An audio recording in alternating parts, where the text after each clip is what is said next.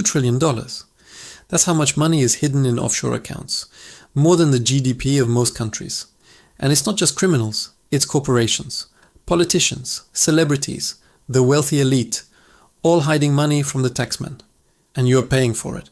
Welcome to Hidden Ledger, where we follow the money they don't want you to see. Here's what you didn't know about offshore banking. It's not illegal. Not necessarily. Moving money offshore is legal. Owning foreign accounts is legal. Not reporting them, that's illegal. Using them to evade taxes, that's illegal. But the line between avoidance and evasion is blurry, and the wealthy walk it carefully. The Panama Papers changed everything. April 2016. 11 million documents leaked from Mossack Fonseca, a Panamanian law firm specializing in offshore companies. The leak revealed the financial secrets of the world's elite. Politicians, business leaders, celebrities, sports stars, all using offshore structures, shell companies, hidden trusts, complex ownership chains, all designed to hide money. Iceland's prime minister resigned. He had hidden millions in offshore accounts, while his country was in financial crisis. The hypocrisy was too much. The people demanded his head. They got it. Pakistan's prime minister faced investigation. The Sharif family, offshore companies, luxury London apartments, hidden wealth. The Supreme Court disqualified him. He went to prison. The British Prime Minister was embarrassed. David Cameron. His father had an offshore fund, legal but politically toxic. Cameron had to defend his family's wealth while preaching austerity. The contradiction was painful, but the Panama Papers were just the beginning. The Paradise Papers followed. November 2017. 13 million documents. From Appleby, a Bermuda-based law firm. More names, more secrets, more revelations. Queen Elizabeth II, her private estate invested in offshore funds. Legal, but embarrassing. The monarch of a country cracking down on tax avoidance, secretly profiting from it. The US Commerce Secretary, Wilbur Ross, business ties to Russian oligarchs through offshore companies. Sanctions were supposed to prevent this. The offshore system enabled it. Then came the Pandora Papers, October 2021. Nearly 12 million documents, the biggest leak yet, from 14 offshore service providers. 335 politicians from 90 countries. 35 current and former heads of state, all using offshore structures. The President of Ukraine, Volodymyr Zelensky, offshore companies. Before he was president, when he was a comedian, hiding assets. The irony of an anti-corruption president with hidden wealth.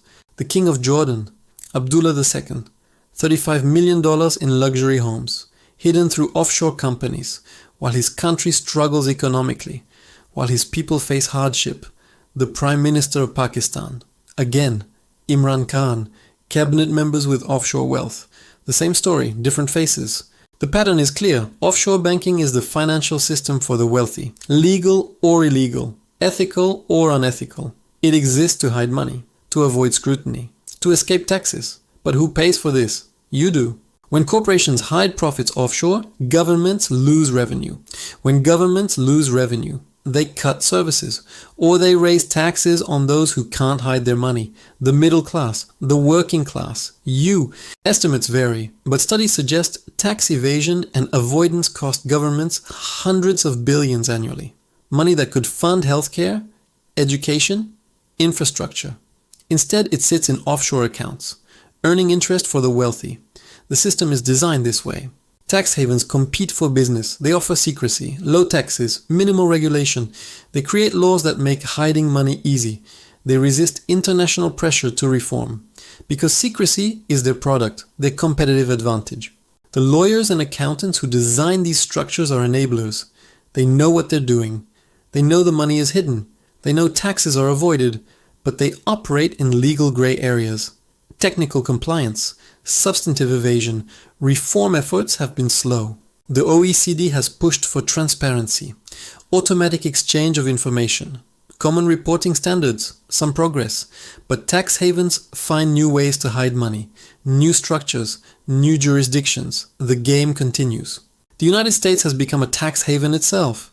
States like Delaware, Nevada, South Dakota, offering secrecy, asset protection, trust laws that rival traditional havens.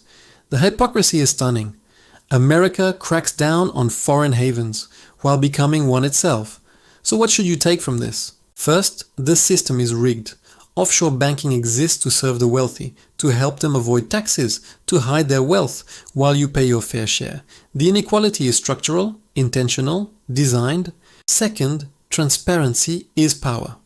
The Panama Papers, Paradise Papers, Pandora Papers.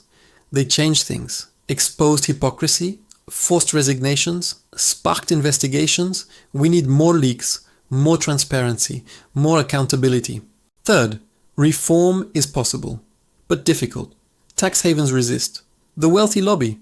Politicians benefit. Change requires political will, public pressure, international cooperation. It's hard, but necessary.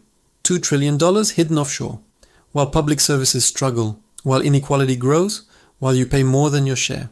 The system isn't broken, it's working exactly as designed. If this revealed something you didn't know, subscribe. Because next week we're investigating another hidden empire, one that operates in plain sight. The money is always moving. You just need to know where to look. This is Hidden Ledger, where we follow the money they don't want you to see.